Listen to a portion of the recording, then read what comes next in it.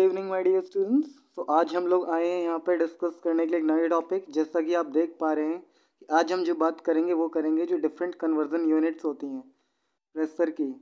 ठीक है, तो डायरेक्टली चलते हैं। सबसे पहले समझ लेते हैं बेसिक से स्टार्ट। इसमें सारी बातें हम लोग करेंगे। प्रेशर जो उसका फॉर्मूला होता है फोर्स अपॉन एरिया F/A।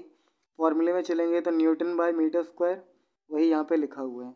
अब पहले यूनिट क्या होती है, 1 एटमॉस्फेरिक प्रेशर, जिसको ATM भी कहते हैं। ये कितनी होती है बेटा, 101325।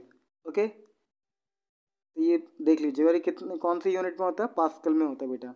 फिर अगर बात कर लो कि 1 ATM बार में कितना होगा, तो यूनिट यही रहेगी, लेकिन ये समझ लीजिए कि बार जो होता है पास्कल छोटा होता है। जब वैल्यू डेसिमल्स में आएगी बेटा, तो ये 5 डिजिट पीछे हो जाएगी। अब 5 डिजिट पीछे के बाद डेसिमल लगेगा, तो 1 2 3 4 5। तो 1 ATM is equal to 1.01325 bar. I hope समझ में आ गया होगा। आगे चलते हैं। 1 ATM अगर हम बात करें कि मिलीमीटर ऑफ मर्क्यूरी में कितना होता है, यानी जिसको हम mmHg से डिनोट करते हैं, और इसी mmHg को हम टॉर्क के नाम से भी जानते हैं। ये एक साइंटिस्ट के नाम पे था, टॉर्कली, उनके नाम से ये यूनिट दी गई है। और दोनों सेम है क्योंकि और लगा दिख रहा है आपको। तो 1 ATM अगर हम मिलीमीटर ऑफ मर्क्यूरी की बात कर लें या टॉर्क में बात कर लें, दोनों में वैल्यू सेम आएगी, 760।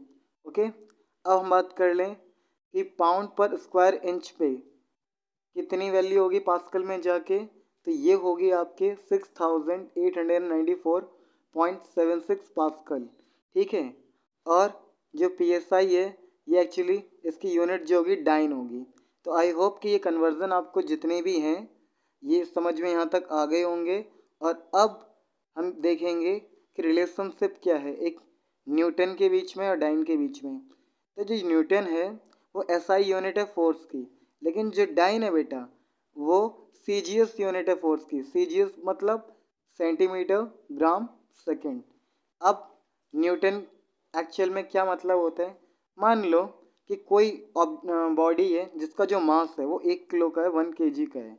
अब अगर उसमें एक फोर्स लगाया जाए और वो फोर्स जब उसमें एक्सेलरेशन जनरेट कर दे कितने का, 1 मीटर पर सेकेंड का, तो हम क्या बोलेंगे, हम बोलेंगे कि वो जो फोर्स है वो कितने का हो चुका है, 1 न्यूटन का हो चुका है।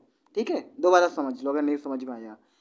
एक बॉडी जिसका मास कितना होना चाहिए, 1 kg होना चाहिए, और उस 1 kg के मास वाले ऑब्जेक्ट या बॉडी को एक्सेलरेट करने के लिए, एक्सेलरेट करना मतलब कि उसमें थोड़ा सा मोशन लाने के लिए कितना मोशन चाहिए, 1 मीटर पर सेकेंड का एक्सेलरेशन अचीव करने के लिए जितना फोर्स लगता है उसी को हम 1 न्यूटन कहते हैं। आई होप आपको समझ में आ गया होगा। आगे देखते हैं बेटा, डाइन की बात कर लें तो सेम वही चीज़ है कि जब कभी कोई बॉडी जिसका जो मास है, अब 1 kg की जगह कितना हो जाएगा, 1 ग्राम, तो उस 1 ग्राम वाले जो ऑब्जेक्ट या बॉडी है उसका एक्सेलरेशन कितना, 1 सेंटीमीटर स्क्वायर को अचीव करने के लिए जो फोर्स लगेगा उसको हम क्या बोलेंगे, 1 डाइन कहेंगे। ठीक है, और ये डाइन चुड़ैल वाली नहीं है, वरना तुम लोग पता नहीं क्या सोचने लग जाओ। अब बात करते हैं कि 1 न्यूटन कैसा, ये डेराइव कहाँ से, वो निकला कहाँ से। तो देखो 1 न्यूटन एक्चुअल में होगा कितना, डायरेक्टली पहले वो देखो।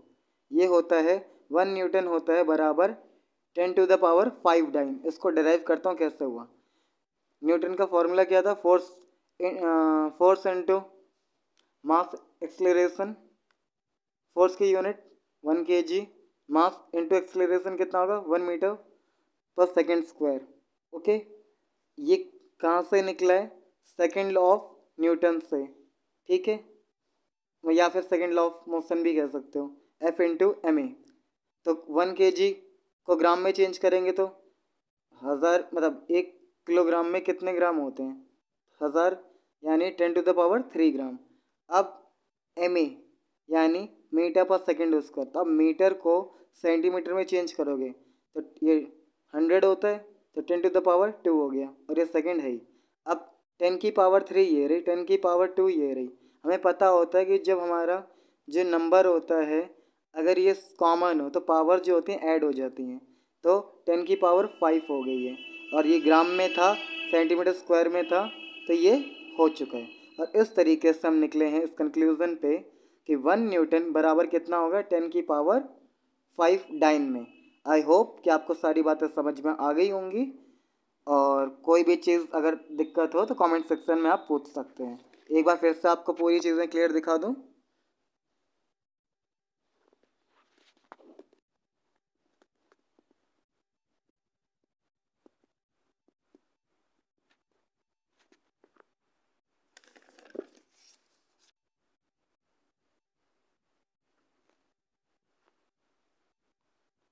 Okay, thank you for watching this short video. I hope you love it. Like, share, subscribe to this platform. Thank you guys. Goodbye and take care.